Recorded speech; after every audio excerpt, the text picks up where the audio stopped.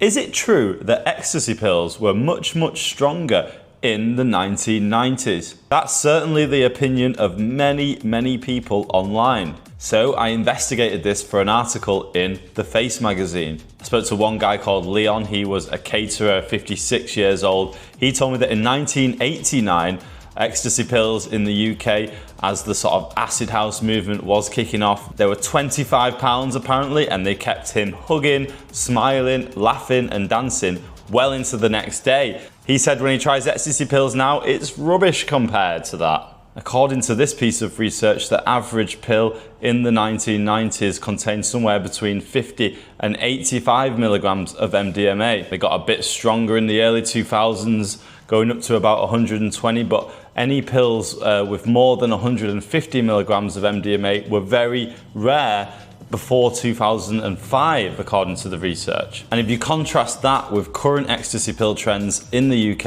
it paints a very different picture. Now, 1 in 3 pills contains over 200 milligrams, and many pills contain even more. Most pills contain two adult doses, and the pills on average cost about £5 now. So for what was £25, now you're getting double the amount of MDMA for a fraction of the cost. So I made a viral TikTok video about this, and a lot of people who were there in the early days of rave culture told me that yes, they might have had more MDMA, but that's actually because the pills are made differently now. The ecstasy is synthesized differently now. So I looked into that. It's true, MDMA is synthesized differently now. Up until the late 2000s, it was made using a precursor chemical called saffrole, a liquid extracted from the roots and bark of the saffras plant. But the saffrole supply largely dried up towards the end of that decade after a crackdown by various authorities on the savage deforestation created by the ecstasy trade, most notably the 2008 seizure and destruction of 33 tons of the precursor chemical in Cambodia. The Australian Federal Police teamed up with the Cambodian authorities on that operation, and they claimed that it was enough to produce 245 million ecstasy tablets with a street value of £4.82 billion. And maybe they were right, because that seizure ended up resulting in a global drought of MDMA. And in the UK, the gap in the market was filled by the synthetic cathinone, mephedrone, also known locally as MCAT. Now, as the 2000s made way for the 2010s, underground chemists in the Netherlands cracked the code. They found out a way of synthesizing MDMA without using saffrole. They created a new precursor chemical that you could synthesize. It was called PMK methyl glycidate. And in this new process, saffrole was no longer required. And that's what some of the old school ravers say changed ecstasy, and in their opinion, changed it for the worse. So in essence, this debate now boils down to this question.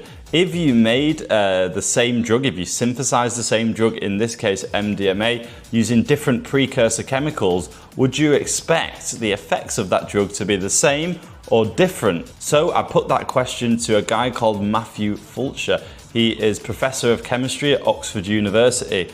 This is what he said. In terms of the active ingredient of a drug, the one that gives the response, it should not matter if you use a different precursor to prepare it. The molecular structure of the final prepared drug would be the same, assuming the preparation was done correctly, and therefore give the same response. Whilst the pills of the acid house golden years and the pills of today could contain different extra ingredients, he explained, for instance additives that help the pill dissolve in the stomach, but the effect of the active ingredient MDMA, in his opinion, would basically be the same, regardless of using a different precursor. So I asked Hamilton Morris, who's created some of the best documentaries I've ever seen about drugs in his series, Hamilton's Pharmacopoeia. This is a question people bring up all the time, he told me. It's very important to disentangle the subjective impressions that people have from using drugs in their youth from actual measurable changes in the chemical compound. So according to Hamilton, you know, we remember the days of our youth as being the sort of best time with the best drugs, the best fashion, the best music, because they were the days of our youth. Another huge factor at play here, Hamilton said, is how people's individual psychology can change over time. The first thing is to figure out whether or not people are simply describing a change in their response to a drug over time, as opposed to an actual chemical change in the substance itself. If they don't have any analytical support for the idea that the effects of the drug have changed, then I wouldn't assume it has, especially if you don't know precisely what dose they are consuming. There are so many variables to consider.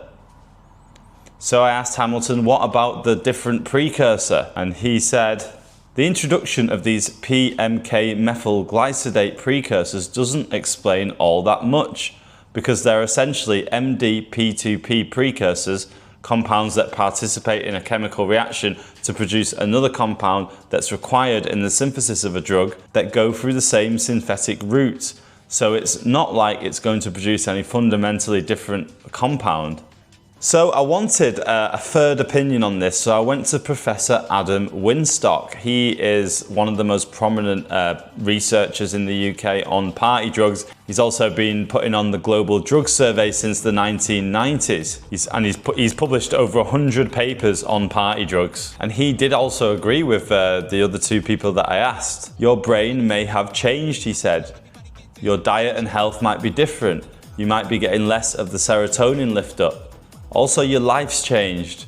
Your responsibilities, your hopes and aspirations for the world, your reality. That person that you fell in love with on your first pill at a rave in Wales turned out to be a muppet in the end. Life has changed. He also pointed out other variables that could result in someone having a different reaction to the same substance over time. If you mix it with any other drugs, if your tolerance has changed, what context are you taking it in? Has that changed? Has there been changes in your mental health? Is there changes in the expectations you have when you're taking this drug now? And Winstock believes that if your first experience on MDMA was a really positive one, you're unlikely to ever get that buzz again. But he does think that there are shadow effects of MDMA, so people who take MDMA even 30 years after taking it for the first time will still get effects like empathy, euphoria, allowing people to talk more openly. But for your brain, it's no longer a novelty. This debate, it's clear, isn't going away anytime soon. For some, it might be a wistful discussion about the loss of youth as much as it is a conversation about the chemistry of a particular party drug. Because of course, for some, this compound has come to represent much more than a simple stimulant. It's come to represent an incredibly exciting period of their life, their formative, pleasure-seeking years, a stress-free time in the past when life was less complicated, when we lived in a simpler world, where there were no responsibilities waiting for us at work on Monday morning. People often attribute changes in their drug experiences to changes in the drugs themselves, without any analytical evidence to support that, Hamilton told me. And I think they tend to dramatically underestimate the influence of their own changing psychology. It's normal for people to respond differently to the exact same drug as they age. I don't respond the same way to alcohol now as I did when I was 18, and that's not because the ethanol molecule has changed, it's because I have changed.